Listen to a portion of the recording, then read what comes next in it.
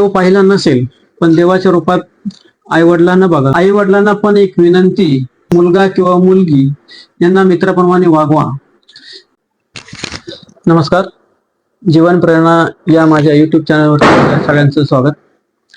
आपण आतापर्यंत मला भरभरून प्रतिसाद दिला त्याच्याबद्दल सगळ्यांचे धन्यवाद. आजपर्यंत 2200 लोकांनी चॅनल व्ह्यू केला आणि 220 लोकांनी सबस्क्राईब केला, त्याच्याबद्दल पुन्हा एकदा सगळ्यांचे अभिनंदन.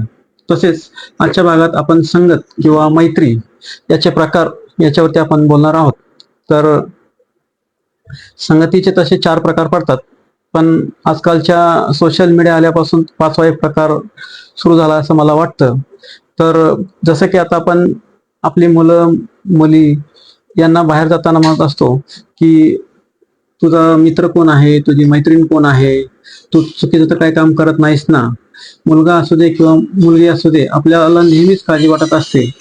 आणि आजकाल सोशल मीडिया आणि मोबाईल यामुळे नक्की मुलांचं काय चाललंय हे समजत नाही. आणि यामध्ये आपण बोलायचं तरी अडचण आणि नाही बोलायचं तरी अडचण, अशी आई वडिलांची अवस्था असते. आणि यातच सगळ्यात जास्त काळजी ही आईला लागलेली असते. तर सर्व मुला मुलींना विनंती आहे की तुम्ही आई वडिलांना समजून घ्या. तुम्ही कोणताही चुकीचा निर्णय घेऊ नका. तुमच्यामुळे आई वडिलांना मान खाली घालावं लागेल किंवा त्यांना आयुष्यभर त्रास होईल अशी कोणतीही गोष्ट तुम्ही करू नका. आपण देव पाहिला नसेल पण देवाच्या रूपात आई वडिलांना बघा, कारण आज आपला जन्म आई वडिलाशिवाय शक्य नाही. तंत्रज्ञान कितीही प्रगत झालं असलं तरी आपला जन्म आईच्या उदराशिवाय होणं शक्य नाही. मग आपल्या सगळ्यांसाठी परमेश्वर कोण याचा बारकाईने विचार व्हायला हवा.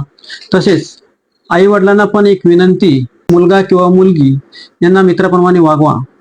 आपण नेहमी मुलांना म्हणत असतो की तुला काय कळतंय किंवा तुला काय समजत नाही, असं चुकून पण म्हणू नका. थोडा त्यांच्यावरती विश्वास टाका, प्रोत्साहन द्या.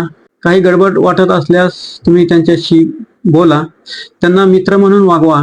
काही छोट्या चुका झाल्या असल्यास त्यांना परत त्या बोलून दाखवू नका.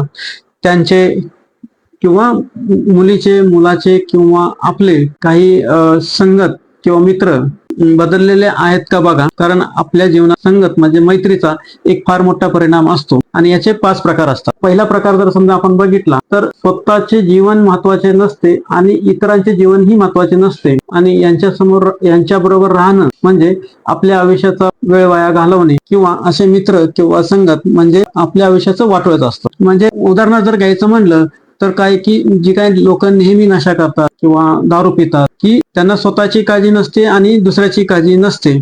त्यामुळे या लोकांपासून आपण लांब राहणं चांगलं. नंतर संगत प्रकार 2 म्हणजे मित्राचा दुसरा प्रकार, स्वतःचे जीवन महत्वाचे असते पण इतरांना नाराज करतात. मग अशा लोकांपासून लांब राहायचं आणि यांची प्रेरणा घ्यायची. आणि जर समजा तुम्ही जवळ गेला तर यांच्यापासून तुम्ही नाराज व्हा. संगत प्रकार 2, स्वतःचे जीवन महत्वाचे असते पण इतरांना नाराज करतात. अशा लोकांपासून लांब राहायचं आणि प्रेरणा घ्यायची. आणि जवळ गेलात तर तुम्ही नाराज व्हाल. थोडक्यात काय तर ही लोक स्वार्थी असतात. अशा लोकांपासून दूर राहणं हेच चांगलं. फक्त यांना अनुकरण करायचं कारण यांची प्रगती ही चांगली आहे. तसेच संगत प्रकार 3, स्वतःचे जीवन महत्वाचे नसते पण इतरांना ते प्रोत्साहित करतात. मग हे चांगले मित्र आणि हितचिंतक असे असतात. त्यामुळे या लोकांच्या बरोबर राहणं, यांच्या सहवासात राहणं आणि यांच्या बरोबर मैत्री करणं हे चांगलं असतं. तसंच संगत प्रकार 4, या लोकांना स्वतःचे जीवन महत्वाचे असते व इतरांचेही जीवन महत्वाचे असते. ते लोकांना प्रोत्साहित करतात.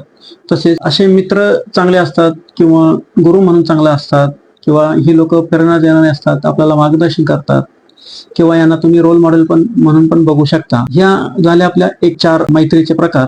तर आता ही 5वी जी आहे संगत, ही खूप महत्वाची आहे.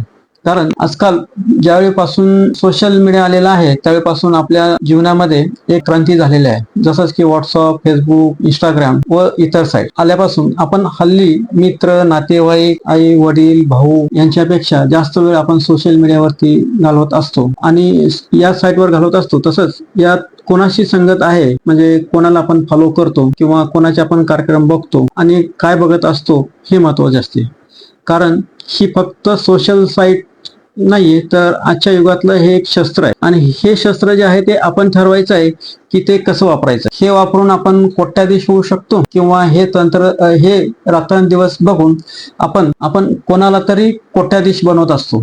आणि आपण या वर्षानुवर्ष आहे तिथेच राहत असतो. सोशल साईट हे वरदान आहे की शाप आहे हे आपल्या वापरण्यावरती ठरतं. आपल्याला वाटत असतं की आपण करिअर, म्हणजे मला असं वाटतं की आपण सोशल मीडियाचा वापर हा आपलं करिअर, आपली तब्येत, आपलं मानसिक आरोग्य, तसंच आपल्या स्कूल कॉलेज मधील अभ्यास यासाठी जास्तीत जास्त वापर करावा. आणि शस्त्र आहे, जसं आपण वापर कराल तसं त्याचा रिझल्ट येणार आहे. आजकाल ऍसिडिटी, बीपी, शुगर असे छोटे मोठे आजार आहेत की वेळेवर न झोपणे, सोशल साईट बघितल्यामुळे आपल्या मनावरती झालेला प्रचंड परिणाम, त्यामुळे लवकर राग येणे किंवा समाजापासून दूर राहणे, घर, मित्र, नातेवाईक यांच्यापासून आपण दूर चाललो आहोत.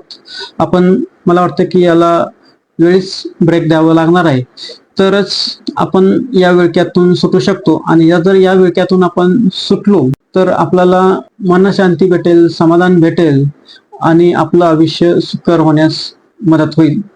तर धन्यवाद, नमस्कार.